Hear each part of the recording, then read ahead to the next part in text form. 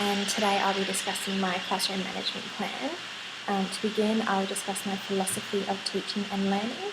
So the best teachers and educators that I've learnt from throughout my primary school and education and studies have had many attributes in common. These attributes included, but were not limited to, having respect for everyone, being open to all views and opinions, believing in equality, and leading by example every day. As I've had the privilege to witness these incredible people throughout my life, I believe I've taken in these values and attributes to use within my own teaching. I believe that every child deserves an education, and this education should be given within a safe and secure environment.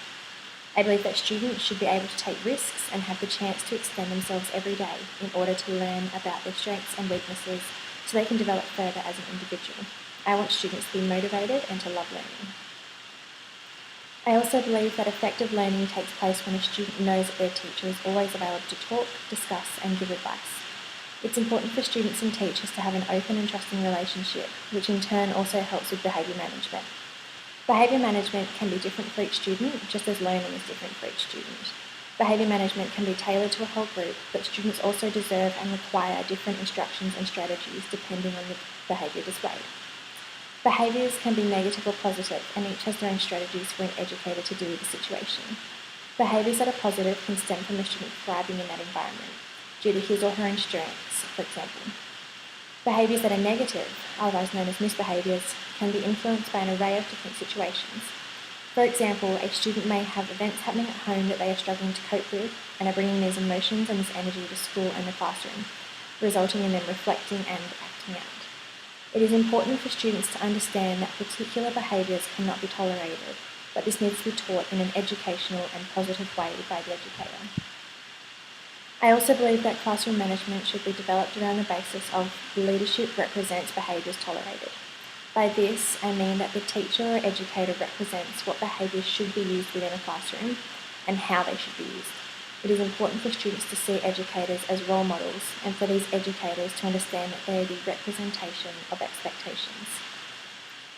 In regards to my theory within classroom management plan, I believe that my philosophy includes both the assertive discipline theory by Lee and Marlene Cantor, as well as the applied behaviour analysis theory by Paul Alberto and Anne Troutman. As reflected in our classroom management books, each of these theories shows that children need and require behavioural limits and classroom order, as well as the philosophy being that behaviourism underpins all children's actions. I also believe that it's important to reflect a cognitive learning theory within the classroom to encourage children to think for themselves by using the guidelines and instructions provided by the educator or teacher to keep students on task. I also believe that the ideologies behind Jean Piaget's theory of stages of cognitive development are reflected throughout my environment and management. The assertive discipline theory would be used within the classroom to set behavioural limits for the students. The teacher would be able to control these limits, but by including a cognitive learning theory, students are able to contribute to this. For example, creating classroom rules helps students to understand and feel ownership towards the rules created, but the teacher is primarily the person who decides which rules are most important for the environment. The applied behaviour analysis theory states that as part of their principles, it is believed that the classroom environment can result in particular behaviours, and that it is important to change the environment to improve these behaviours. By combining this principle with the cognitive learning theory ideologies, students can help to create an environment that they feel most productive in, by providing feedback to either classroom discussion or brainstorm with the teacher, or by providing anonymous feedback. Once all of this information has been collected, the teacher can then pick and place particular ideas into the classroom environment. This ensures the students feel valued in their own opinion and encourages different viewpoints, whilst also allowing creative thinking. The cognitive learning theory is the linking key within my philosophy, as I believe it is important for students to socially interact with one another in order to learn and gain insight into other people's ideas. Students should also be allowed the opportunity to think for themselves and display or show what they as an individual believe, which in most cases allows students to bond together and respect one another with more acceptance.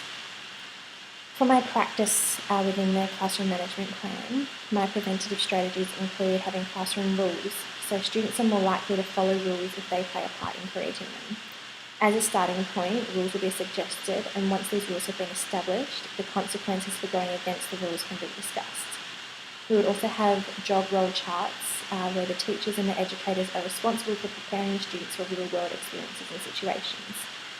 This is so that we can teach responsibility, and these job role charts will be used within the classroom.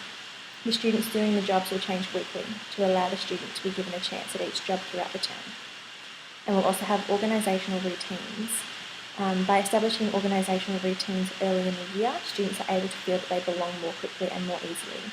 These include such things as having the daily schedule listed on the board and having tubs organised for each student to put their workbooks in. My teaching strategy includes my teaching style, where the teacher plays the role of being a facilitator within the classroom to promote self-learning and to help each student develop their critical thinking. The role of the teacher as the facilitator has many pros. One pro is that this style trains students to ask questions and helps them to find answers and solutions by exploring and teaching them to be inquisitive individual learners. My classroom layout and my seating arrangements involve a lot of social interactions because I believe that social interaction is important. It allows students to be active participants in the learning process, which means being involved in the questioning and the creating. This way, students create their own personal understanding of the content. My classroom is arranged with students sitting in groups, and these groupings are pre-arranged and have students for each group who can help each other. The front of my classroom also has a large carpeted area for students to sit on for introductory learning. This is so students can view the PowerPoints, video clips and whiteboard, discuss together and with the teacher about their own task, and then go to their desks to continue their work. This layout allows for students to ask questions as a whole group and learn from one another before returning to their desks. Thank you for listening to my presentation.